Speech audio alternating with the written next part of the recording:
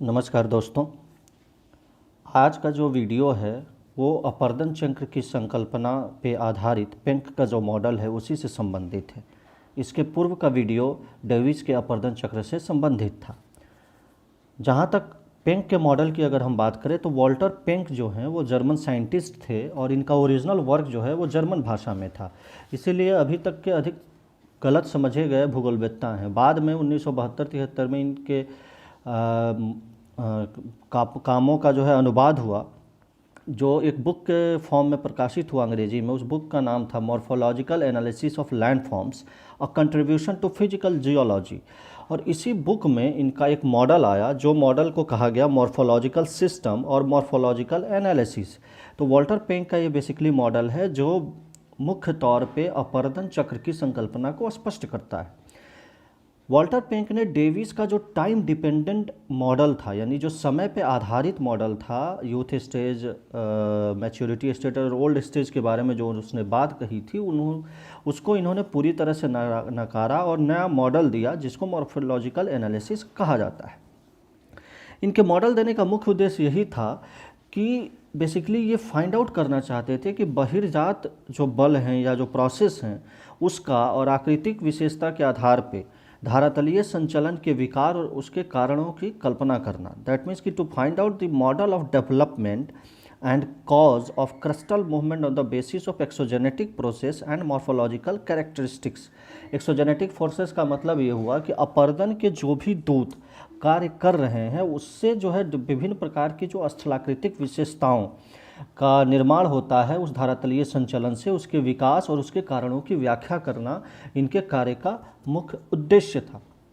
इसी क्रम में इन्होंने जो है एक सिद्धांत दिया और उस सिद्धांत को, जिसको मॉर्फोलॉजिकल एनालिसिस कहा जाता है, और उसमें इन्होंने कहा कि स्थल रूप संरचना प्रक्रम अवस्था का प्रतिफल न होकर, जैसे आप लोगों को पता है कि संरचना प्रक्रम अवस्था का प्रतिफल संरचना होता है, ये डेविस ने बताया था।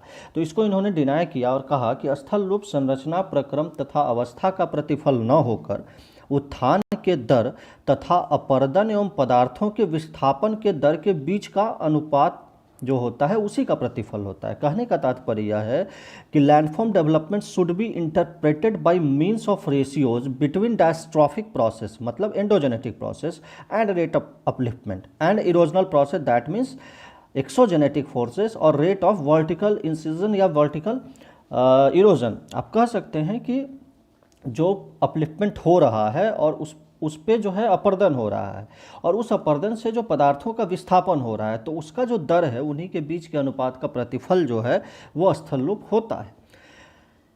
इन्होंने कहा कि उत्थान से पहले जो भूमि है वो पूरी तरह से आकृति विहीन मैदान होती है, और इसके लिए इन्होंने एक वर्ड यूज किया जिसको इन्होंने प्राइमारंभ कहा।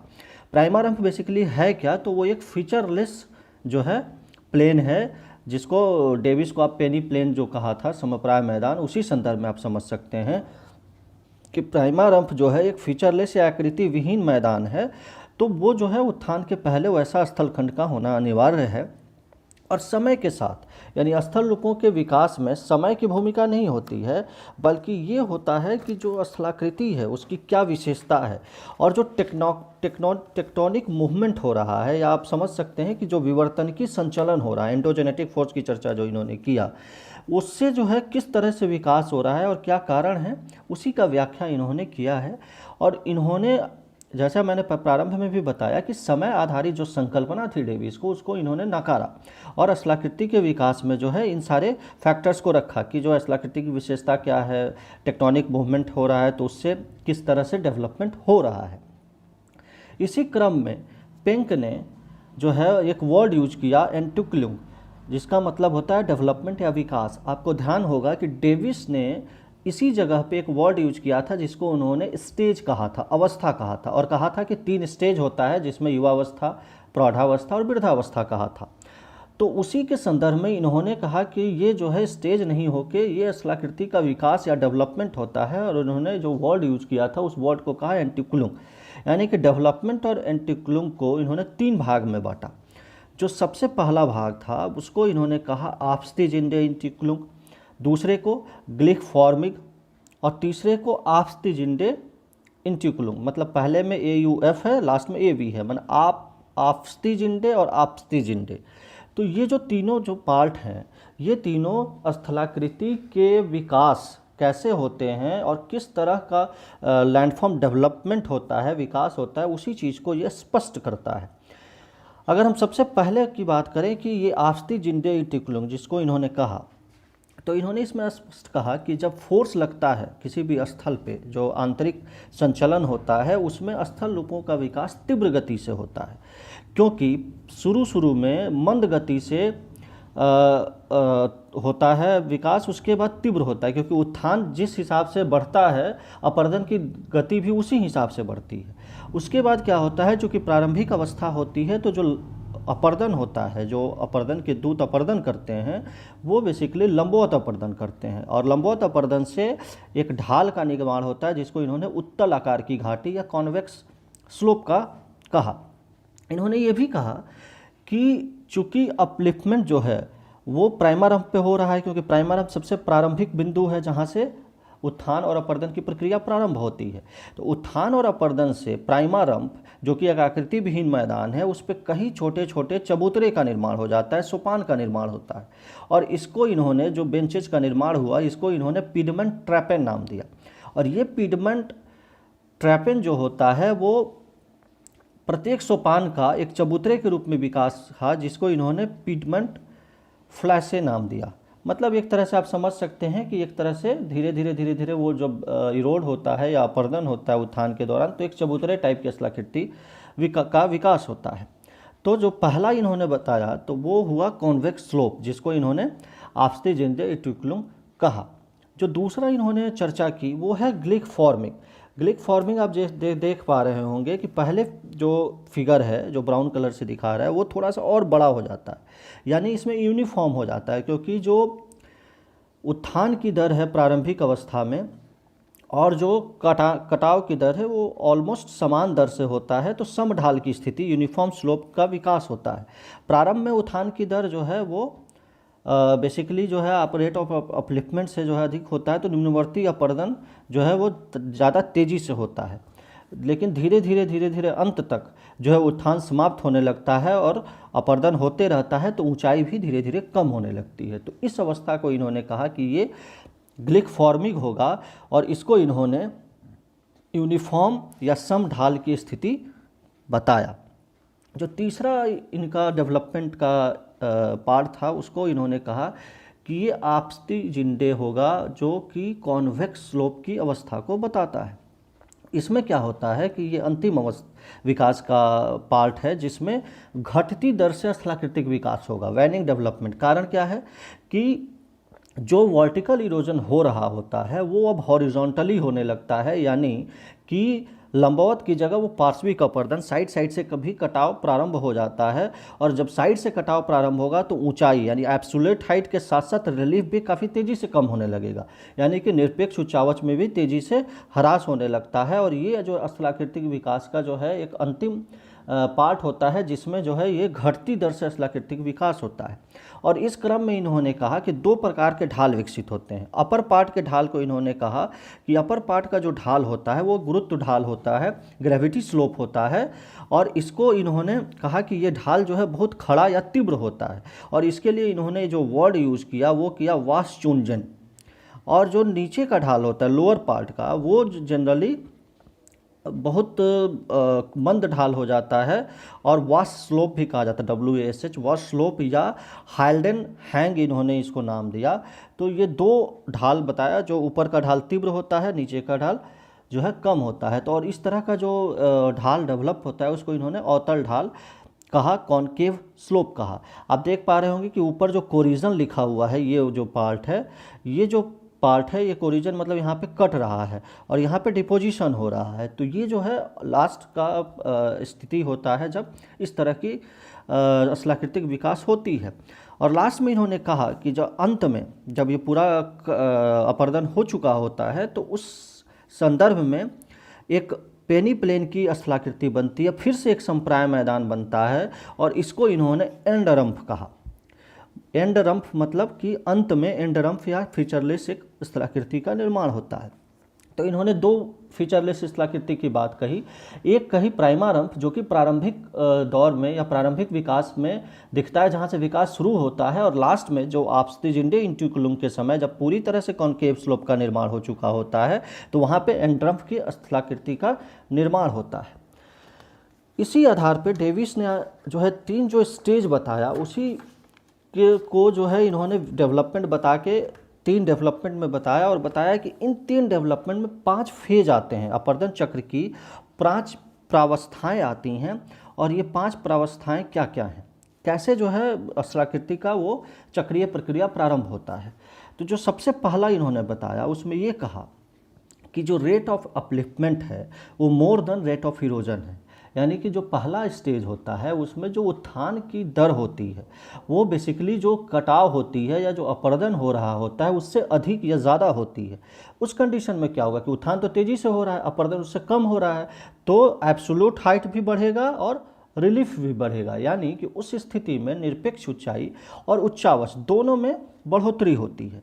सेकेंड पार्ट क्या बताया इन्होंने कि जो rate of upliftment is greater than rate of erosion. Second में भी सेम चीज़ होता है कि रेट ऑफ अपलिफ्टमेंट रिलेटिवली ज़्यादा होता है रेट ऑफ इरोजन से। तो उससे क्या होता है कि एब्सोल्यूट हाइट तो बढ़ती है, लेकिन चूँकि जिस मात्रा से ऊपर की जो शिखर हैं उसका कटाव हो रहा है, उसी मात्रा में उसके वैली के निचले पोर्शन का कटाव हो रहा है। तो जितना ऊपर कटता है उतना नीचे कट जाता है, तो वो दोनों बराबर हो जाता है। दैट मीन्स कि एब्सोल्यूट हाइट तो बढ़ती है लेकिन रिलीफ नहीं बढ़ पाती है, वो स्थिर रहती है। तो ये दूसरा इनका स्टेज था। तीसरा जो पार्ट इन्होंने कहा उसमें उन्होंने ये कहा कि rate of upliftment is equal to rate of erosion. मतलब कि जितना उठा उतना कट गया। मतलब कि अगर 10 फीट उठ रहा है, जैसे मान लीजिए 20 फीट का स्थलाकृति का विकास हुआ सी लेवल से, तो 20 फीट में 10 फीट का उत्थान हुआ और 10 फीट कट गया। दैट मीन्स कि जितना अपलिफ्टमेंट हुआ तो upliftment is equal to erosion. उस स्थिति में क्या होगा कि निरपेक्ष ऊंचाई भी स्थिर रहेगी और उच्चावच भी स्थिर रहेगा।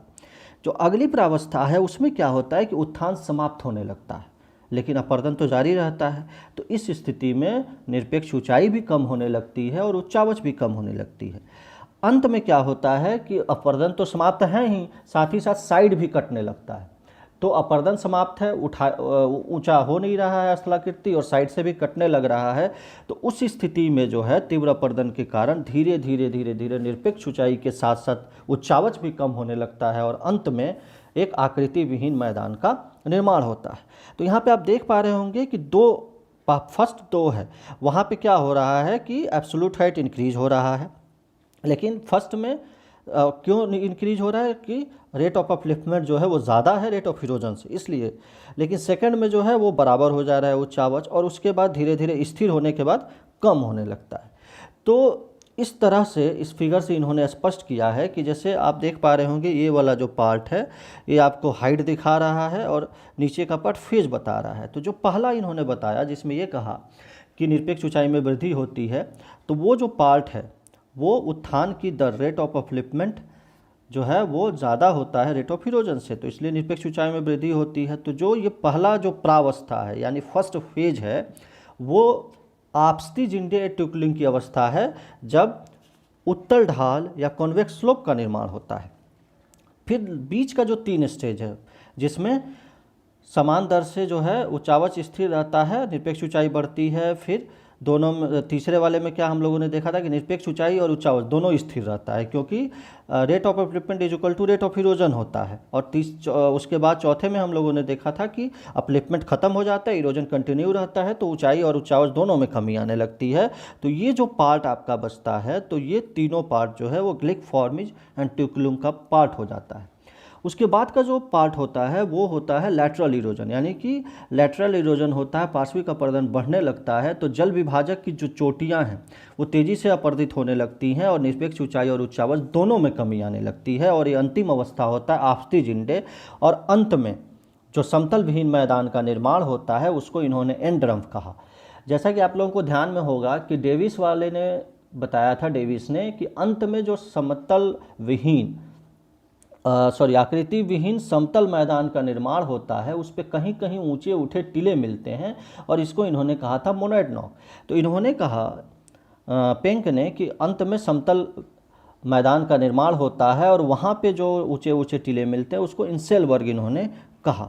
तो ये एक तरह से स्लोप डेवलपमेंट को भी बता रहा है और चक्रीय प्रक्रिया को भी बता रहा है कि कैसे उत्थान होता है और अंत में समाप्त होता है और आकृति विहीन मैदान फिर से आकृति विहीन मैदान में बदल जाती है।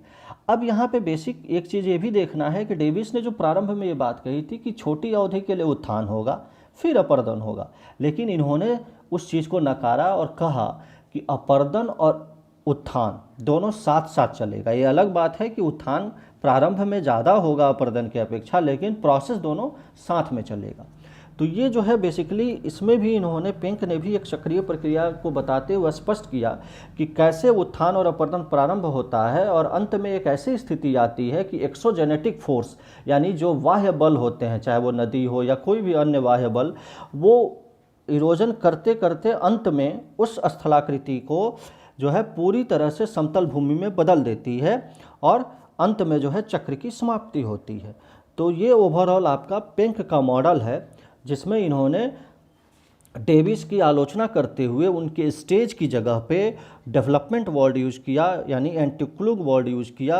उसी तरह से यूथ मैच्योरिटी और ओल्ड जो 3 पार्ट बांटा है उसको भी इन्होंने बदला और उस स्टेज की जगह पे इन्होंने फेज वर्ड यूज़ करके प्रावस्था 5 प्रावस्थाओं को बताते हुए अंत में जो है इसको कंक्लूड किया। और साथ ही साथ इन्होंने जो कॉन्सेप्ट बताया कि प्राइमा रंप होगा शुरू में और एंड रंप होगा अंत में। तो ये ओवरऑल पेंक का मॉडल है जो अपर्दन चक्र की संकल्पना से संबंधित है। नेक्स्ट वीडियो में हम लोग दोनों का कंपेयर पढ़ेंगे कि डेविस और पेंक में क्या क्या समानता है और क्या क्या असमानता है। तो आप लोग इसको आई होप समझ गए होंगे। बहुत बहुत धन्यवाद। स्वस्थ रहिए, खुश रहिए, आपका दिन शुभ हो। Have a nice day.